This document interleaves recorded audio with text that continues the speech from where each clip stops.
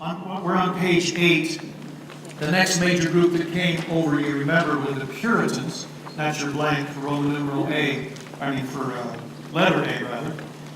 Puritans, and you remember they founded Boston in 1630, and they set up a pretty strict enclave. And some people left the enclave and founded, you remember, Rhode Island. And then letter B, Reverend Thomas Hooker, he left Boston with some actually of my relatives, the Taylors, and founded the colony of Connecticut on the Connecticut River. And it was Reverend Hooker, when he got to Connecticut, started this, he says, what we need is a written form of government, a written plan of government. Well, that's what a constitution is. So he wrote one. He called it the Fundamental Orders of Connecticut. And that's why we give Reverend Hooker the honor of having the first written constitution in America, and that's your blank at the bottom, written. And he not only wrote it, but he said where he got his good ideas. Being a reverend, where would you think? From the Bible. And not only that, he said very specifically, he said, I got some of my ideas from the first chapter of the book of Deuteronomy. Okay, when I first read that, well, I had read the first chapter of the book of Deuteronomy, but you know, Deuteronomy, Leviticus, Exodus, those weren't all most exciting chapters to read. But I went back and reread the first chapter of the book of Deuteronomy after I had memorized these principles. I could hardly believe what I was reading. Does that happen to you when you're reading Holy Writ? You know, you get a little more maturity, a little more knowledge, and all of a sudden you go back and reread it, and bong, it just jumps out at you, and you say, where did that come from? Well, it was always there. That's what will happen. Some of these 28 principles of liberty are in the first chapter of the book of Deuteronomy, as Moses set up the government of Israel. And Reverend Hooker is saying that's what I used to write the first Constitution. Well, on page 9, let's talk about what the founders thought they were doing here. First of all, they felt like they were on a divine mission. You read the founders, they felt like they were doing something special with God to do in America what could not be done in Europe. It's too traditional. It's too tied up. It's going to happen here in America. Isn't that wonderful? That's in their writings. For example, letter A, Professor Cherry, he was at Harvard, he wrote, the belief that America had been providentially chosen for a special destiny has deep roots in the American past. Letter B, geographically, the founders felt their commonwealth would eventually cover the whole of North America. This is interesting. Did you know they wanted Canada to become the 14th state? They felt like eventually Mexico would come in. Legally.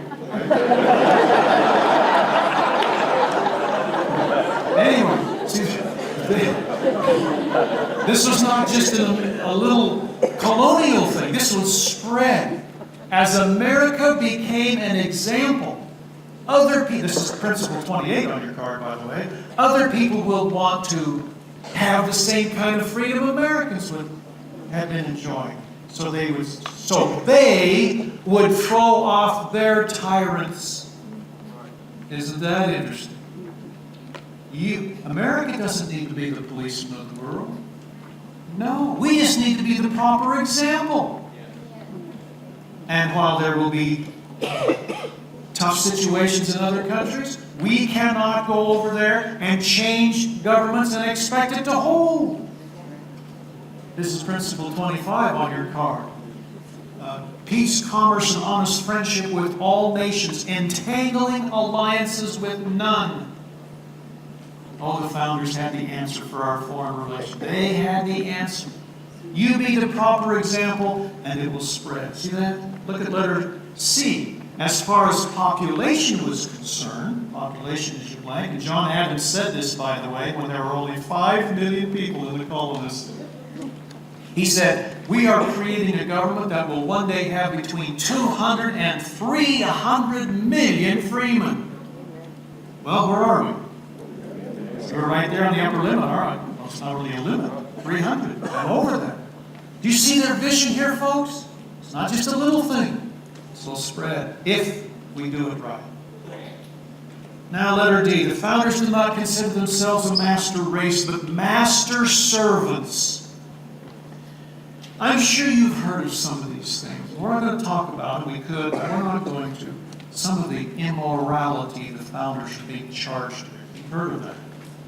You may have heard, and there's a whole textbook written on this, of how the founders, the only reason they established the Constitution is to protect their own capitalist wealth, those greedy people. You may have heard of that.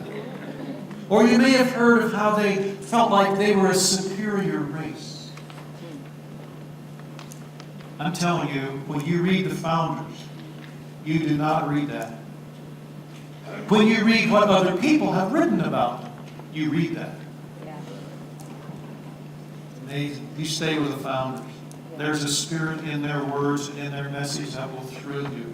And they have answers. They got answers to every problem we have in America today. Look at the quote there in the middle of page 9. This is John Adams. He said, I always consider the settlement of America with reverence and wonder as the opening of a grand scene in design and providence for the illumination of the ignorant and the emancipation of the slavish part of mankind, where? All over the earth. This is not just a little America thing. This will spread.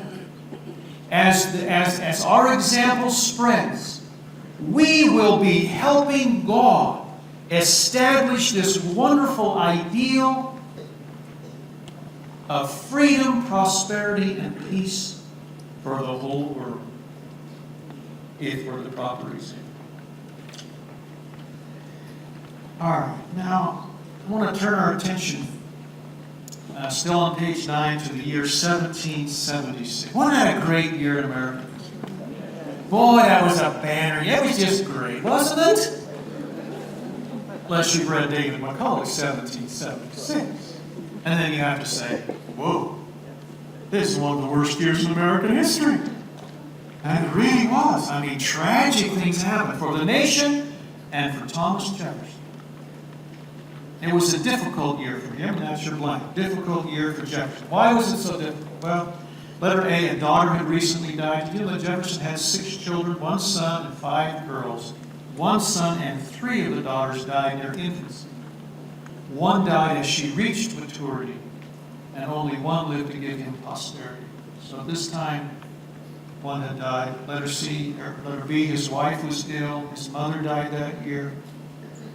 This was rough. This was a rough year. And he was particularly worried about Virginia. Did you know that Jefferson actually said, I think one day we will be free from the tyranny of England. But once we're free, there's not one state that knows what to do with freedom. Isn't that an interesting observation? He was like that. He said, if you don't know what to do with freedom, it can be rough. All you have to do is point to the ancient Israelites, right? They just wanted to be out there, out of Pharaoh's control. Okay, so Moses gets them out into the desert. You know the story. There's 2 to 3 million of them. And what do they start doing? What are we going to eat? What are we going to drink? Ah, the flesh pots of Egypt. They start dreaming about how it was back then. And some of them want to go back. And Jefferson said, if you don't know what to do with freedom, it can be rough. And so he said, and he kind of took it upon himself to help Virginia lead the way, because everybody looked to Virginia. It's the biggest state. And so under letter E, he wrote 3 constitutional drafts for Virginia in 5 weeks. 5 weeks. You ever try to write a constitution when you didn't have one to go by? Huh? Well, he did it. And guess what Virginia did with those 3? No, no, no. He had a hard time with it. And he said, you've got to get rid of the weaknesses in your system. That's your blank for number 3, top of page 10. Weaknesses. Well, what were some of those weaknesses? They're outlined here. Letter A, slavery. Now, why does that sound a little ironic for Jefferson to be saying, got to get rid of slavery? Huh? Because he owned slaves. Before you jump on the anti-Jefferson bandwagon for that, you need to understand history. First of all, where did he get his slaves? He inherited it from his father and his father-in-law. And if you've been to Monticello, which we go to every 2 years with our students, you see how he cared for them. They didn't want to leave. What would they do? And Jefferson actually said, he used these words, "It would be more inhumane for me to send them away." What would they do? They would be hunted down. No. But you must solve this problem legislatively. See that? That's Jefferson. Letter B is primogeniture. Letter C is entailed estates. What in the world is all that? That's where, when the father dies, you have to give all of his property over to the oldest son, no matter how competent he is. Well, what if there's no oldest son? Well, then, or any son at all. Well, then it goes to a nephew, an uncle, the closest male relative. You remember Pride and Prejudice, Sense and Sensibility, some of these classics. This is all built on this primogeniture stuff. And Jefferson said, if you're going to be a free people, you cannot do that. You must let people do with their property what they will. This maintains the feudal system. Virginia said, oh no, we got to keep this system. We got to keep this system. He couldn't get that done either. Look at the letter D. The official state church was left in power. It says, you must encourage religion equally, but not favor one over the other by saying this is the official church. You know, you couldn't hold certain offices in Virginia unless you were members of the Anglican Church. And Jefferson said, you can't do that in a free people. Oh, but we love our Anglican Church. So they rejected his idea on that one. It's amazing. Letter E, the people were taxed to support the official church even though they weren't members of it. Do you see Jefferson's struggles here, folks? I hope you see this. It wasn't easy. He was a great pioneer. He kept working year after year after year. Got himself elected to the state legislature, appointed to committees, and he started working on the committees. And he got a lot of this stuff approved. It's amazing what he did. He was the one that kind of blazed the trail for many of our principles of liberty. Thomas Jefferson. Do you know one of the questions that was asked before, leading up to 1776 in the debates? Most Americans have never heard this. Here's the question. Are we good enough for freedom? What? Yeah, are we good enough? Do we deserve it by how we're acting? And some of them said, we're not there yet. And some of them said, well, we're not perfect, but that's an interesting, I'd love to have this conversation with young people. Are we good enough for freedom? What does that presuppose? What does that mean? That you have to be what? You have to have a certain level of goodness, what the founders called public virtue. There needs to be enough public virtue in the people in order to have and maintain freedom. This is all in their writings. And if you haven't achieved that, it will not hold. The foundation of freedom is morality and virtue. Wow. Where do you hear that from public officials? We're all trying to solve our problems without talking about the foundation. That won't work. I'll give you some quotes here in a little bit. Here's another little thing I love to throw out to my students. I'll say, do you know that you don't have a right to do wrong? And they'll say, what do you mean? I don't know I'm right. I said that to one group, not of my students, it was another group. And there was one young guy, he says, what do you mean? This is a free country. I do anything I want to do. My rights. Rights. What is a right? A right is a legally protected privilege, isn't it? If you have a right to do something, you're legally protected in doing it. Are you legally protected in doing wrong? No. So you don't have a right to do wrong. Oh. Now you may do wrong because you have agency, but you don't have a right to do wrong. So we need to get these conversations back in with our young people. We got to get the perspective back in. Anyway, jump over to page 11 if you if you would. Page 11. So this was the discussion. Are we good enough for freedom? And there was hesitation. A young man comes over from Europe named Thomas Paine, observes a little bit, writes a book, as you know, called Common Sense. Letter A is Common Sense there. And he says, you people don't think you're ready? Let me tell you what it's like in Europe. If you don't get off the boat, you're going to go down with her. So you better get going. Of course, that was a little spark that led to independence, as you remember. Now, fill in your blanks here real quickly. Letter B, on March the 17th, Washington's forces liberated Boston. There's a great story attendant to that. I don't have time to tell it to you. Letter C, on May the 4th, Rhode Island jumped the gun and declared independence all by herself.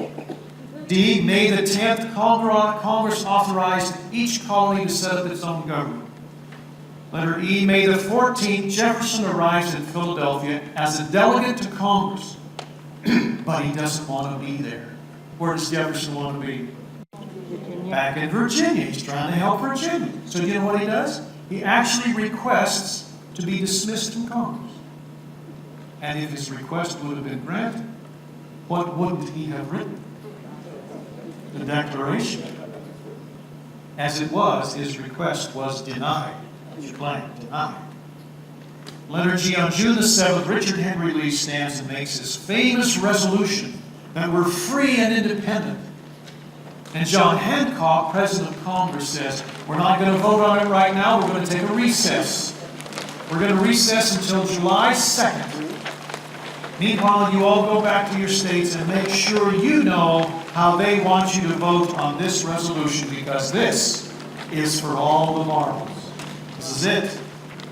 And we'll come back on July the 2nd and take a vote, which is what they did.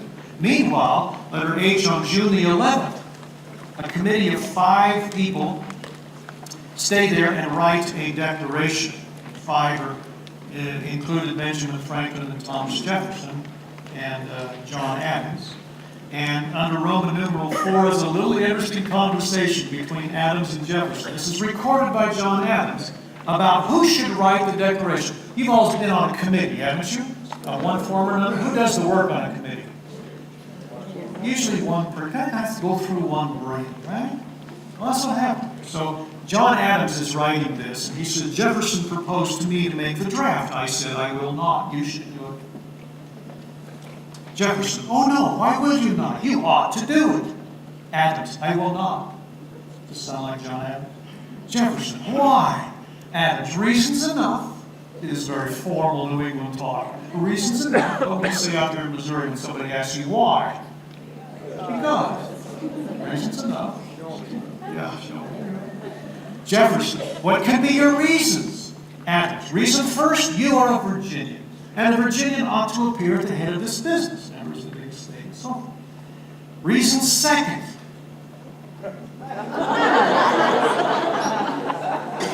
I am obnoxious, suspected, and unpopular. Question is, was he?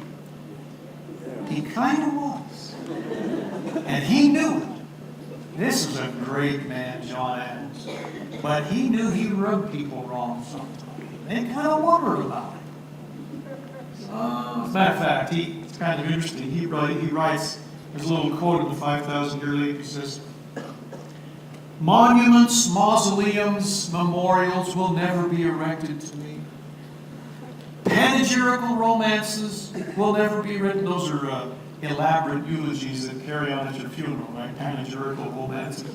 And it will never be written to transmit my memory to my posterity in brilliant colors. What's he saying? His memory will just what? Just kind of fade away. So you go to Washington today, what do you see? Jefferson Memorial, Washington Monument, Lincoln Memorial. Where's John Adams? You got to go to Braintree, Massachusetts to see anything about John Adams. That's where he lived. He just kind of knew it. So that's the way he felt about himself. It says, reason third, you can write 10 times better than I can. He's probably trying to butter him up. So Jefferson says, well, if you were decided, I will do as well as I can. That's how Jefferson came to write the Declaration And he worked on the draft for 17 days. 17 days. Now you know the draft. It has 2 paragraphs at the beginning. How does the Declaration start?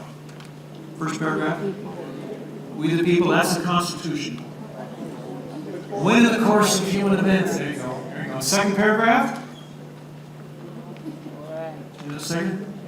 We hold these truths. That's quoted here. We hold these truths. That's the required memorization of all the 4th graders in Arizona. That paragraph, or first part of that paragraph. And then there's a big long list. What's the list? List of grievances against the king, and then there's the concluding paragraph and the signature. How long did it take Jefferson to write the list? 1 day. He already actually had it written in another document, so it's just a matter of copying. You say, what was he doing the other 16 days? You say, well, he was writing the first 2 paragraphs. 2 paragraphs in 16 days? Students, what do you think? Huh? What was he trying to do?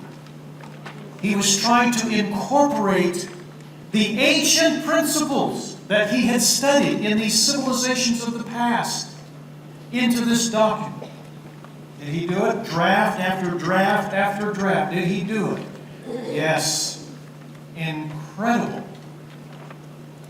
Ancient Israel, Anglo-Saxon, these cultures that the founders studied at great length.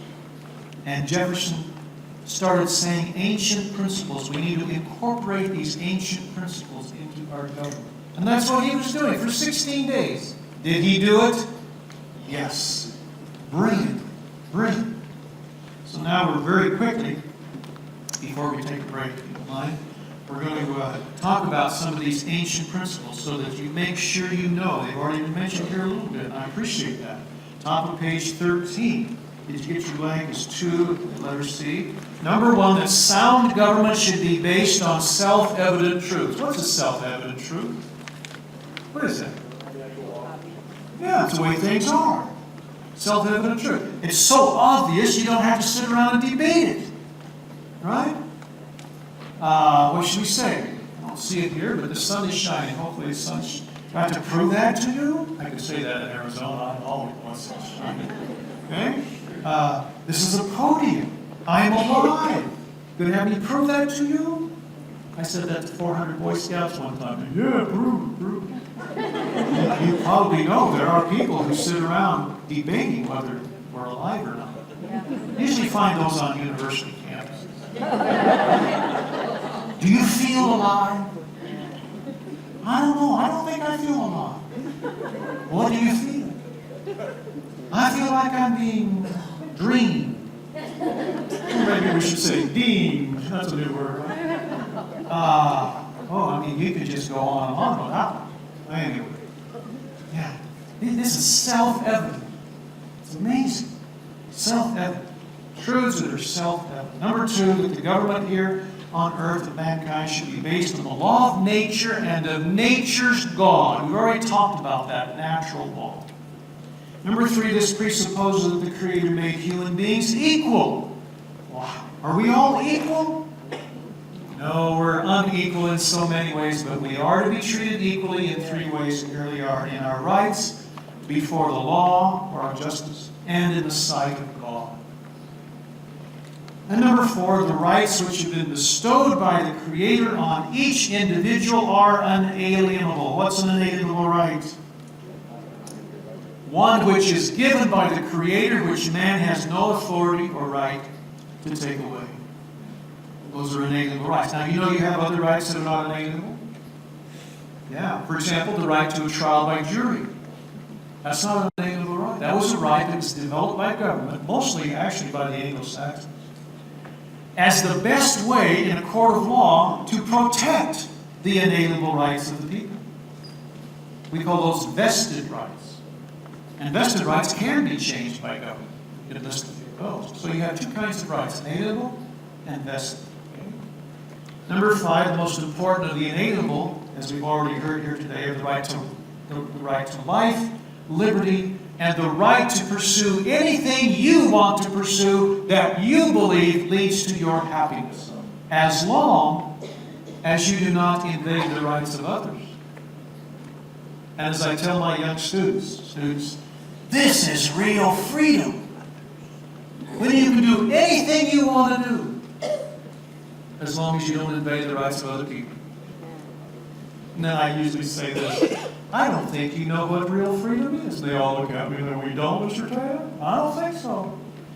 And they say, why do you say that? Well, you grew up in such a regulated society. I don't think you know what real freedom is. They don't quite understand that until we get into it a little deeper. But this is real freedom.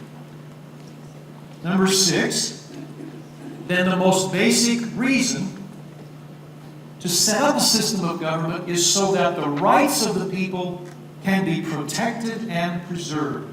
Protected and preserved. Now, I want to give you a couple of little examples here. Protected and preserved. Let me ask you this question. Do I have the right to stand in my doorway of my home with a loaded weapon, day and night, if I want to protect my home? Do I have the right? Yeah, I have the right. Do I have the right to stand out on my front yard with my garden hose, day and night, if I want to protect my home against fire? Do I have the right? I have the right. Do I want to do those things? No. I don't want to do those things. What do I want to do? I want to get some sleep. I want to be with my family. I want to teach school. I want to come to Missouri. There's lots of things I'd rather do than this. And my neighbors basically feel the same way. So what do? We go down here to Joe, a nice, strong young man. Say, Joe, how would you like to work for us? Yeah, doing what? Well, you know, each of us can do this to protect our home. And because we can, because we have the right to do it, we want to delegate some of that authority to you to do it for us. And to evidence that authority, we're going to give you a badge. And to enforce it, because we can, we're going to give you a gun and authorize you to use it. And we'll buy you a car, we're going to put some lights on top, and you just drive around the neighborhood and do for us what we could do for ourselves, but for efficiency to do it for us. I think I can do that. We go down here to Sam, we say, Sam, how would you like to work for us? We're going to buy you a big truck, put a big tank on it, painted red, long hose, big hat, big coat, big boots, you know the story, and a phone, and if we call you, please hurry, because our house will be on fire. Make sure that tank is always full of water. Think you can do that? Yes, I think I can. I ask you folks, what have we created here? A what and a what? We call it a what and a what? Police and fire. What is it really? One word. Starts with a G. Government. Government. It's the delegation of authority which we have, which each individual has, to someone else to more efficiently do something for us. That's all government is. Well, I guess I should say that's all government should be. Now let me give you another example. I live here. The Jones live on this side of me. The Smiths live on this side of me. The Jones family, they struggle. Really struggle. As a matter of fact, they have a big family. And he has a difficult time making a living, I guess, so they don't even have an automobile. That's pretty tough nowadays, getting it right. Over here, the Smiths, there's 2 of them, and they've got 2 cars. And I noticed they only drive one. One's always sitting there. Now I'm in the middle. And by now you know I'm a very compassionate, merciful person. And I notice this inequity that goes on. And it begins to bother me. Matter of fact, it bothers me so much. The plight of the Jones family, the opulence of the Smiths, begins to bother me so much. I go over to Mr. Smith and I say, Mr. Smith, have you noticed the plight of the Jones family? He says, well, so we talk about it. He says, yeah, that's pretty bad. I said, I have a suggestion for you, Mr. Smith. Why don't you give that car that you never drive over to Mr. Jones? He said, well, thank you for the suggestion. But I insist, get out of here. So I come back home, I'm pretty dejected, being the compassionate, merciful person that I am. And this just isn't right for him to be so hard-hearted. So late one night, I'm thinking about this, I can't sleep. So around midnight, I get up, I'm a good mechanic too, and I go over here, and I hotwire that extra car, and I drive it over to Mr. Jones, and I say, Mr. Jones, knock on the door, wake him up. Mr. Jones, I have something for you. You do? Yeah, come on. Really? Yeah, it's all yours. She had a key, but you just touched it. Oh, well, thank you. I made a friend. Oh, yeah. About to lose a friend. Anyway, I come back. I just feel so good about being the compassionate, merciful person that I am. And I sleep so soundly until I get a knock at the door the next morning, and I open the door, and there stands the sheriff. He says, your fingerprints are all over that car. Well, of course, you'd do the same thing if you were as compassionate and merciful as I am. Well, you tell that to the judge, so I'm arrested, I'm hauled off. I'm convicted. It's a serious business, grand larceny. I got to spend a couple of years in the pokey. And while I'm in there, I'm saying to myself, there ought to be a better way to do this. So I developed this plan. When I eventually get out, I go to all the neighbors. And I start getting them all worked up about how this family is struggling. And all this extra that just seems to be extra sitting there. Matter of fact, I start passing a petition around to get the question on the next ballot. If the Smiths should give a car to the Jones. And we get enough signatures, and it's on the ballot. We're good campaigners, and guess what? It passes by a majority. Now it's public law. Public law. That the Smiths must give their car to the Jones. Public law to be enforced by the sheriff. All right, let's talk about this. What's the matter here? I want to get down to the very root of this problem. What is it?